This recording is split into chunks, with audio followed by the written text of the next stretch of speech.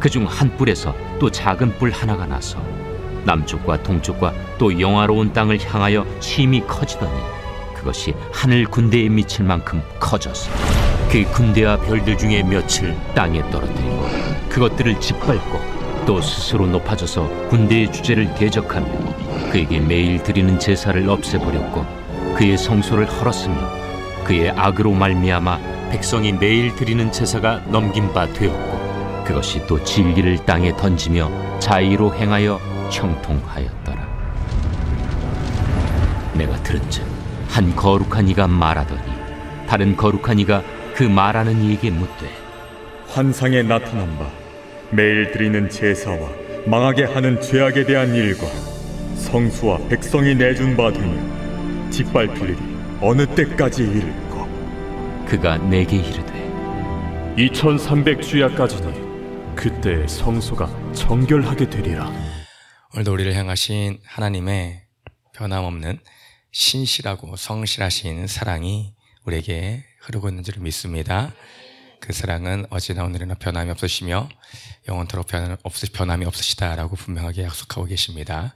그렇기 때문에 하나님께서는 독생하신 아들 예수를 우리에게 주셨으며 우리와의 관계의 화목을 위해 그 아들을 조금의 아낌도 없이 내어주신 줄을 믿습니다. 오늘도 그 안에 살아가면서 오늘 큐티의 제목과 같이 정결하게 될 때까지 우리는 정결의 삶을 날마다 간직하며 누리는 복된 성도님들 되시길 소망합니다. 다니엘서 이제 8장으로 넘어오게 되었습니다. 앞서 오늘 1절 말씀의 시작을 보면은 이렇습니다. 나 다니엘에게 처음에 나타난 환상 후 벨사살 왕 제3년에 다시 한 환상이 나타나니라. 오늘 말씀에 다니엘이 이렇게 말하죠. 처음에 나타났던 환상 후에라고 합니다. 그렇다면 처음에 나타났던 환상은 어떤 환상이었나? 바로 이 앞서 7장의 말씀이 바로 처음에 보았던 환상의 내용입니다. 그때는 오늘 말씀에는 벨사살 왕 제3년이라고 했는데 그때 말씀 읽어보시면은 벨사살 왕 제1년에라고 나와 있습니다. 바로 바벨론의 벨사살 왕, 바로 기억하시죠? 메네메네데겔 우바르신이라는 그 글귀를 보게 된 이 바벨론의 마지막 왕이었던 벨사살 왕의 원년에 바로 앞서 7장의 첫 번째 환상을 다니엘이 보았고 오늘 그 3년에 2년 후에 3년째에 이 두 번째 환상을 보게 되었습니다. 그러니 이때는 다시 아직 바벨론이 망하기 전에 하나님께서 이 환상의 모습을 보여주셨던 때로 조금 거슬러 올라간 것을 보게 됩니다. 그때 앞서 7장에서는 네 짐승의 환상을 하나님이 보여주셨었습니다. 그 네 짐승의 환상에서 첫 번째는 사자의 모양과 같았고 두 번째는 곰과 같았고 세 번째는 표범과 같았고 네 번째 짐승은 아주 무섭고 강하게 생긴 짐승이었다라고 기록이 되어 있습니다. 이 각각을 하나님께서 직접 풀어주시는 것을 이제 보게 됩니다. 그래서 첫 번째 보았던 사자 같은 형상은 바벨론 제국을 말하며 두 번째 곰 같은 형상은 메데, 바사, 연합 그 나라를 말하며 또 표범 같은 형상은 그 다음에 헬라 제국을 말하며 또 마지막으로 무섭게 생긴 그 짐승의 형상은 로마를 가리킨다라는 것을 직접적으로 풀이를 해주신 것을 보게 됩니다.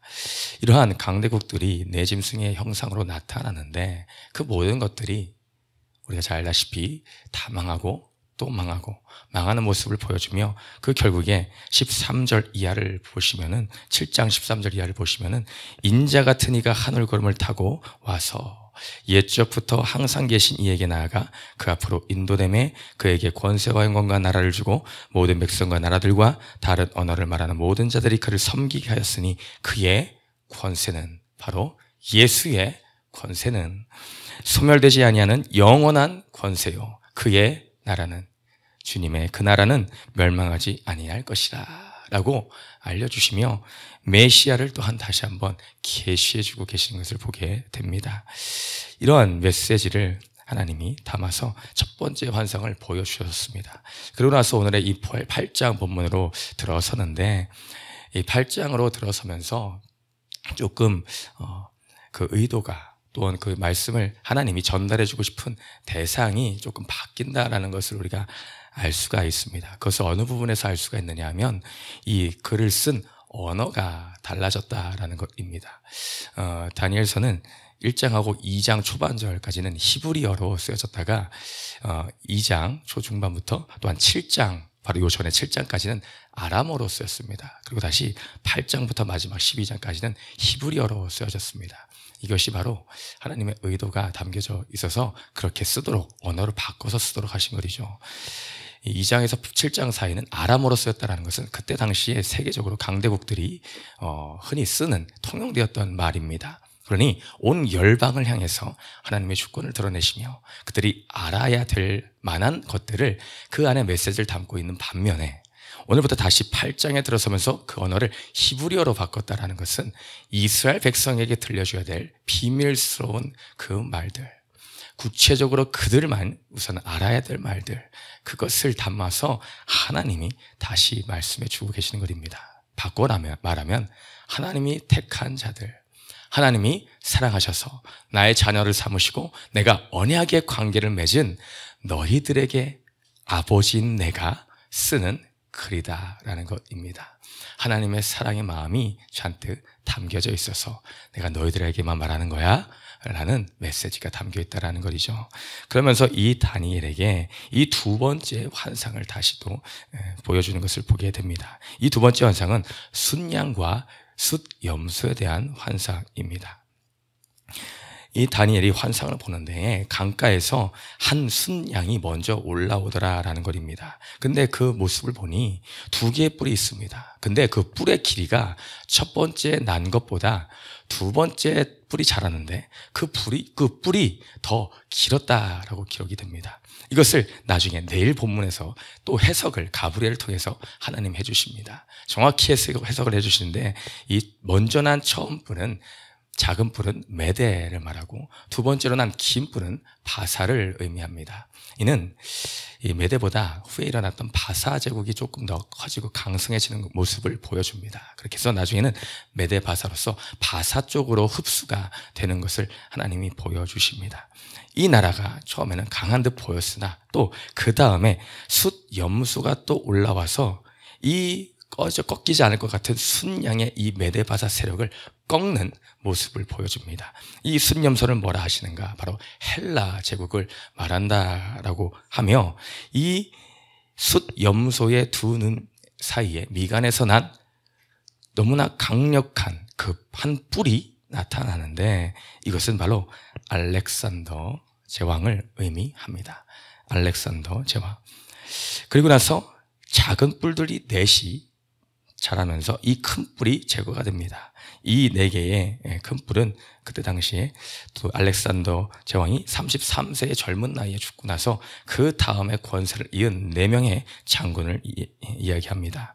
첫 번째가 카산더, 그리고 두 번째가 리시아쿠스, 세 번째가 프롤레미, 네 번째가 셀류커스라는 장군입니다. 이 마지막 셀류커스라는 장군을 통하여서 이 셀류커스 왕조가 시작이 되고, 오늘 또 그 이어서 세 번째 단락에서 또 작은 뿔이 하나가 또 나타났다라고 하는데, 이 셀류커스 왕조 안에서 그 흉폭하고 악랄하기로 유명한 안티오쿠스 에피파네스라는 이 작은 뿔이 자라나서 이스라엘 민족을 괴롭히는 모습을 오늘 이 예언의 말씀을 통하여 정확하고 분명하게 드러내주고 있다라는 것입니다.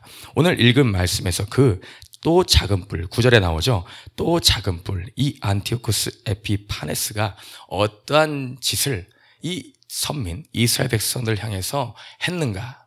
그것은 바로 오늘 읽은 세 번째 단락에 구체적으로 나와 있습니다. 그가 스스로 높아져서 군대의 주제를 대적을 하였다. 바로 하나님께까지 대적을 하고 일어난 모습을 보여주게 됩니다. 그러면서 어떤 일을 하는가? 11절 후반절에 그에게 매일 드리는, 바로 하나님께 매일 드리는 제사를 없애버렸고, 또한 그의 성소를 헐었으며 그 예루살렘의 성소를 헐어버렸다라는 것입니다. 그의 악으로 말미암아 백성이 매일 드리는 제사가 넘긴 바 되었고 제사를 지킬 수 없는 상황에 넘겨지게 되었다는 거죠. 그것이 또 진리를 땅에 던지며 바로 율법의 낭독을 금지하고 율법을 소지하는 것을 금지시키고 복사하는 것을 금지시켰다라는 것입니다.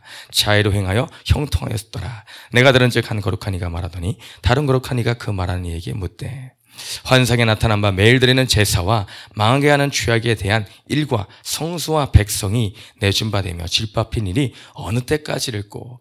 이 환난과 핍박, 이 택한 백성들, 이스라엘 백성들 향한 이 장군의 이 핍박이 대체 언제까지 지속될 것인가에 대해서 말씀해 주시는데, 오늘 마지막 절에 2300 주야까지니 그때에 성소가 정결하게 되리라. 2300 주야는 그 더러워진 채로 하나님께서 허용을 넘긴 바 되셨다라는 것입니다. 그 모든 성소가 무너지는 그 사건, 이 안티오쿠스 에피파네스가 얼마나 악랄했던지, 이 하나님의 율법의 말씀이 담겼고 그 지성소 안에서 어떤 짓거리를 했는가, 바로 성수 안에 제우스의 신상을 세워버리고 의도적으로 매달 25일에는 돼지를 잡아다가 돼지의 피를 뿌리며 그런 저주의 짓거리를 한 것이 바로 이 장군의 모습이었다라는 것입니다. 이 처참한 이 모습, 하나님의 예배가 있어야 될 자리가 무너진 이 모습, 그들이 감히 눈뜨고 보기 어려운 그런 형국의 이 형상들이 하나님께서는 2300 주야까지는 있어야 되겠다, 그 후에야 정결케 해드리라 라는 것을 허용을 넘겨주십니다. 하나님이 악을 허용을 해주시며 이 악한 우리의 이 세력을 잠시나마 용인해 주고 계심을 우리는 보게 됩니다. 그렇다면 무엇을 말씀해 주고 계실까요? 2300주에 대한 여러 해석은 너무나 여러 가지여서 굳이 오늘은 다루려 하지 않겠습니다. 조금 길어질 수가 있기 때문에. 그래서 이 또한 하나님의 역사 가운데 그대로 이루어지는 것을 우리는 결국에는 발견하게 된다라는 것만 알고 계시면 될 것 같습니다. 우리의 삶 가운데 하나님이 원하시는 것이 오늘의 이 마지막 말씀의 구절과 같습니다. 정결하게 되리라. 그 성소가 정결하게 되리라. 하나님이 원하신 뜻은 이것입니다. 너희가 나를 떠난 모습이 지금 눈에 보이는 하나님의 성수가 더럽혀지고 이 이방 장수들로 하여금 짓밟힘을 당하고 있는데 하나님이 그것을 용인해 주고 계신다라는 것입니다. 하나님이 그 성수의 짓밟힘을 누구보다도 미워하시고 싫어하실 것이 아니겠습니까? 근데 하나님은 그 눈에 보이는 그런 모습들, 어찌 보면 이스라엘 백성들이 하나님을 떠난 그 모든 삶을 대변해주고 이미지적으로 눈에 보이는 것을 하나님이 나타내주고 계시고자 하는 그런 마음이 엿보여지지를 않습니까? 너희의 상태가 이와 같구나. 짓밟혀 있는 그 상태, 나를 떠나서 너희들의 모습, 너희들의 그 원하는 대로 살아가는 그 모습이 이와 같구나. 그 모습을 하나님이 보여주고 계신 것 아니겠습니까? 또한 하나님이 그 정결을 위해서 의도적으로 너희들에게 이 환난의 때를 허락하고 계시는 듯한 또한 모습을 발견하게 되기도 합니다. 하나님이 왜 이렇게까지 하실까? 하나님은 우리가 아버지로 고백을 합니다. 또한 예수 그리스도를 우리의 신랑으로 고백을 합니다. 그렇다면 하나님은 왜 이런 것을 하실까? 하나님과 우리 사이에 죄악이 들어왔기 때문입니다. 죄악이라는 담이 들어와서 그 죄악을 해결해야 될 텐데, 그 죄악이 빨리 없어져야 될 텐데 그렇지 않으니 하나님의 마음이 너무나 안타깝고 아프다라는 것이죠. 우리가 왜 죄 사함을 받아야 됩니까? 그렇게 말하면 대부분 이제 이렇게 대답하겠죠. 구원을 위해, 죄 사함을 통해서 구원을 얻을 수 있기 때문에 라고 할 것입니다. 물론 그렇습니다. 너무나 당연하고 너무나 맞는 이야기입니다. 구원받아 저 천국에 올라가야 되죠. 근데 그렇다면 그 궁극적인 더 근원적인 것으로 들어가 보면 그 구원이 말하는 것이 무엇입니까? 단지 우리가 지옥에 안 가고 천국 가는 거, 그 정도의 수준을 말하는 것일까요? 아닙니다. 왜 천국을 가야 됩니까? 무엇이 과연 천국입니까? 금은 보화가 있고 천국의 모든 길이 금으로 되어 있고 기둥이 12신지로 되어 있는 곳, 영원한 죽음이 없는 곳, 그래서 천국에 가야 될까요? 아닙니다. 이것은 교제를 말하고 하나님과의 관계를 이야기하는 것입니다. 하나님의 온전한 관계는 금도 아니고 은도 아닙니다. 오로지 내가 너와 다시 관계하고 싶어. 교제를 맺고 싶다. 이것입니다. 태초의 그 모습. 하나님이 너무나 기뻐하시는 그 모습. 아버지와 아들의 그 관계의 그 모습. 너무나 깊은 그 교제의 그 사랑의 관계. 그것이 끊어졌기 때문에, 죄로 인해 끊어졌기 때문에 그 죄가 다시 없앰을 받아야 이 너와 나의 이 껄끄렀던 이 관계가 회복이 될 텐데, 단절되어 호적이 파져버리는 이 상태에서 다시 나의 호적으로 돌아올 텐데, 그 안타까움의 그 하나님의 그 모습에 이 메시지들이 담겨 있다라는 거죠. 우리의 삶의 모습이 어떻습니까? 하나님은 이 모양 저 모양으로 우리 가운데 환난의 때를, 연단의 때를 때로는 허락을 하십니다. 근데 그때를 통하여 주님은 회복의 길로 또 하나님을 더욱더 부르고 찾는 그 자리로 우리를 초대하고 주고 계십니다. 짧은 간증을 하고 마치려 합니다. 이번에 이제 수련회와 캠프와 이런 기간들, 여름 사역을 거치면서 하나님이 큰 은혜를 많이 부어주셨습니다.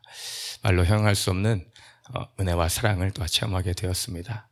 다는 말할 수 없지만은 제 개인적인 것을 나누려 합니다. 제가 어제 저녁에 이렇게 자려고 누웠습니다. 누웠는데 이렇게 한 1, 2분 정도 이렇게 뒤척거리다가 순간 너무나 놀라운 것을 발견하게 되었습니다. 언제부터였지라는 것을 뒤늦게 좀 발견을 했습니다. 제가 허리가 아팠거든요. 어쩌면 누워있는데 조금 있다 보니 잠깐만, 허리가 이거 허리가 안 아프네? 라는 게 발견이 된 거예요. 그래서 지금 자세가 이래서 그런가 하면서 다시 일어나서 앉았다 일어났다 하고 굽혔다 폈다 막 했습니다. 진짜 안 아프네? 이렇게 된 거예요. 그래서 그 순간 웃음이 나왔습니다. 아유, 하나님 뭐죠? 이러면서 이렇게 웃음이 나왔어요. 제가 허리가 아픈 게 이게 어제 오늘 일이었다면은 조금 지나서 괜찮아졌구나 라고 할 법한데 그게 아니거든요.